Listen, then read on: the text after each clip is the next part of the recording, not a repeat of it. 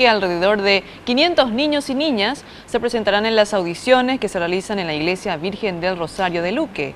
Todos desean integrar el coro papal, pero solo 200 serán seleccionados. No voy a esperar hasta mañana, si presente lo tengo.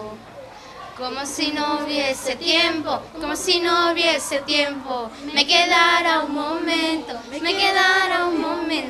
de demostrar que te amo, que estoy contento, que te tengo.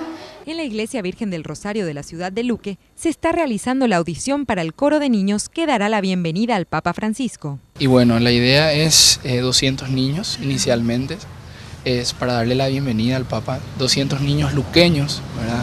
De escuelas luqueñas, ¿verdad?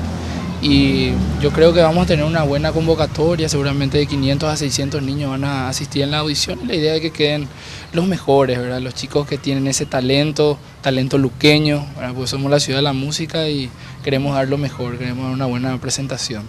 Son niños realmente muy emocionados, algunos se subían, tenían miedito, pero supongo que se les pasó arriba y cantaban acá en la fila, por suerte muy obedientes, ¿verdad? Porque de repente necesitamos que se adecuen, ¿verdad? Porque no podemos formar fila acá, allá y así, ¿verdad? Y entonces estamos nosotras a full desde la mañana ya y hasta el próximo viernes, recordando un poquitito, ¿verdad? Que va a ser hoy, mañana, el domingo no, después de lunes a viernes, de 8 a 12 y de 2 a 18.